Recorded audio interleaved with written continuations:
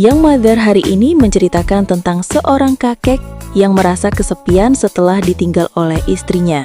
Hingga suatu hari, ia kembali menemukan kebahagiaan ketika bertemu dengan seorang wanita muda cantik.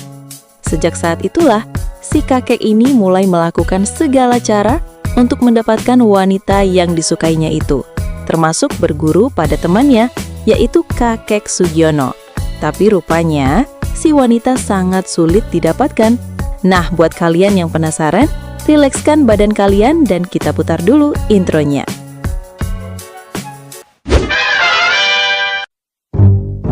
Film dibuka dengan berfokus pada seorang kakek tua bernama Yongtai. Seperti namanya, yang berarti Yong berarti muda. Kakek ini punya wajah yang bisa dibilang cukup muda. Hal itu dikarenakan si kakek ini sangat rajin menggunakan skincare hingga wajahnya glowing. Yongtai tinggal bersama anak, menantu, dan cucunya. Sedangkan sang istri sudah lama meninggal karena sakit. Walaupun sudah lansia, dia tidak mau merenungi nasib sebagai duda tua.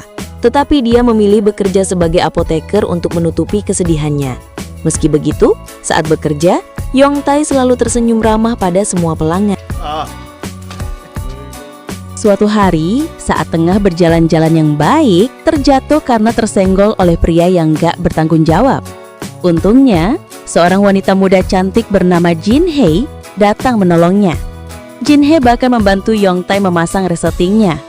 Bukan, maksudnya memasang syalnya. Saat itulah Yongtai merasa terpesona dan mengalami puber kedua, atau ketiga, atau entah yang keberapa.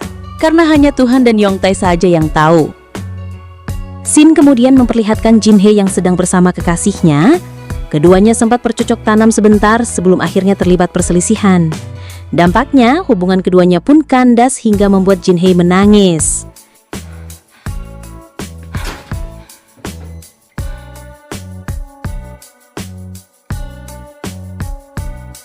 Esoknya, karena menangis semalaman, Jin Hei pun sedikit terlambat datang ke tempat kerjanya. Jin Hei sendiri rupanya merupakan mbak-mbak SPG. Tapi berbeda dari mbak SPG yang biasanya pakai baju seksi dengan bedak berlapis-lapis, wajah Jin Hei justru terlihat natural. Ditambah lagi dirinya malah disuruh menggunakan kostum beruang. Ketika jam istirahat, Jin Hei pergi membeli obat ke apotek milik Yongtai karena merasa gerah. Ia pun melepaskan kostumnya. Hal itu tentu membuat Yongtai terkejut karena ia mengenali wanita yang sudah membuat ia merasa muda lagi. Sayangnya saat itu Yongtai nggak sempat ngobrol dengannya. Scene berpindah pada Yongtai yang tengah memeriksakan dirinya ke dokter. Disinilah terungkap kalau Yongtai memiliki penyakit kronis yang membuat hidupnya nggak lama lagi. Kesedihan Yongtai nggak bertahan lama karena esoknya ia kembali bertemu dengan Jin Hei.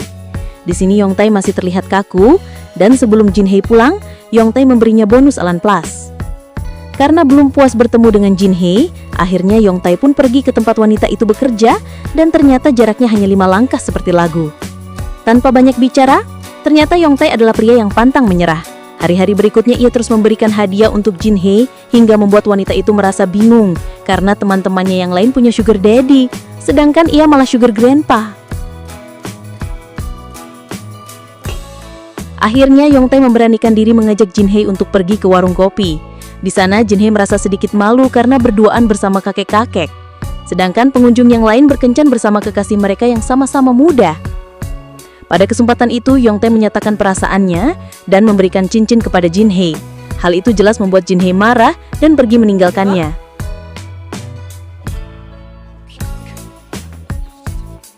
Tapi walaupun sudah ditolak, Yongtai masih sering memperhatikan Jin Hei dari apoteknya. Suatu hari, Yongtai melihat Jin Hei yang sedang diganggu oleh preman pasar hingga membuatnya pingsan.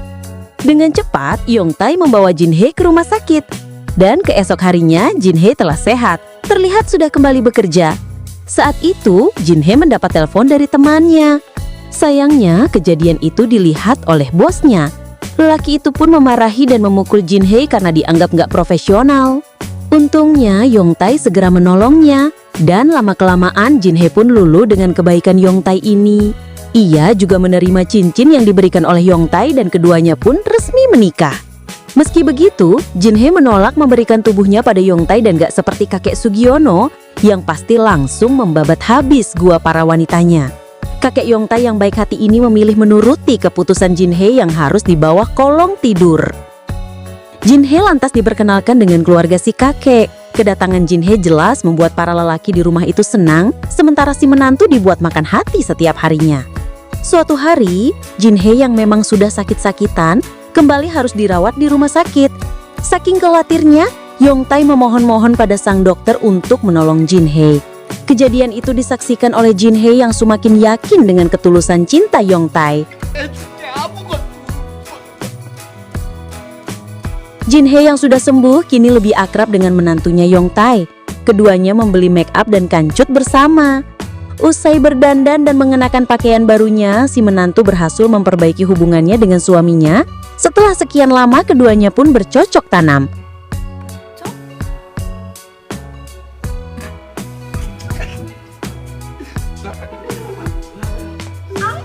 Selain itu, sejak kedatangan Jinhee, sang cucu pun menjadi semakin giat belajar. Rupanya Jinhee telah membawa perubahan yang baik pada keluarga itu. Yongtai pun senang dibuatnya. Hubungan Yongtai dan Jinhee juga menjadi semakin dekat. Bahkan kini Jinhee sudah bersedia tidur di kasur yang sama dengan Yongtai. Keduanya akhirnya juga melakukan ritual malam pertama yang belum dilakukan sejak menikah. Sayangnya, tak lama kemudian Yongtai meninggal dunia. Ketika Jinhee tengah membereskan barang-barangnya, ia menemukan sebuah surat yang ditulis oleh Yongtai. Intinya dalam surat itu, ia berterima kasih karena sudah bersedia menemaninya meski bersedih. Akhirnya, Jinhee bisa move on juga. Apalagi kini ia sudah memiliki keluarga yang menyayanginya. Dan film pun berakhir.